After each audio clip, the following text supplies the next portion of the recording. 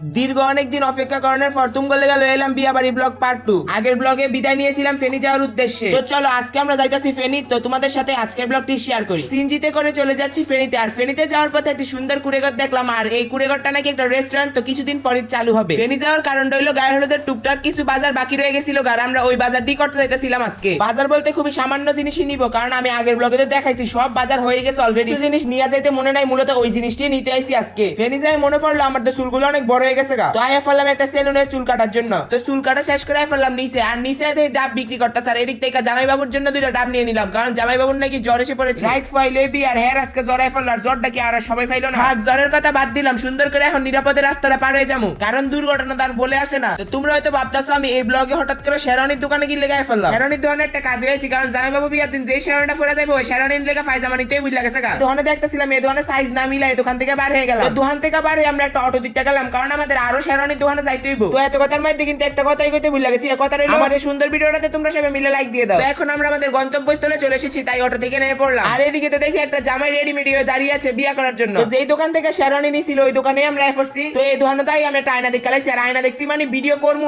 আয়নাটা দূরে হোক বা কাছে হোক ভিডিও আমার করতে হইব। আমি যে দোকানে আইছিলাম দোকানের টুপিটি দিয়ে এত সুন্দর সুন্দর এটি দেখে আমি পুরো অবাক হয়ে গেছি। আমি কিন্তু টুপি না, এই ধরনের সবকিছুই ছিল অনেক সুন্দর। তোমাদের মনে হয়তো একটা প্রশ্ন ঘুরতেছে, প্রশ্নটা হলো তোমরা তো গিয়েছিলে বাজার করতে, তোমাদের বাজার করার ভিডিও কো? আসলে আমরা 4 জন আইছিলাম, তো 4 জনের মধ্যে 2 জন গেছে বাজার করতে আর আমরা 2 জন এদিকের কাজগুলো করছি। তো আজকের মতো ব্লগটি এখানে শেষ করছি। তো ব্লগটি কেমন হয়েছে অবশ্যই কমেন্টে বলে যাবে। আর ভালো থাকো, সুস্থ থাকো, ইনশাআল্লাহ আবার দেখা হচ্ছে।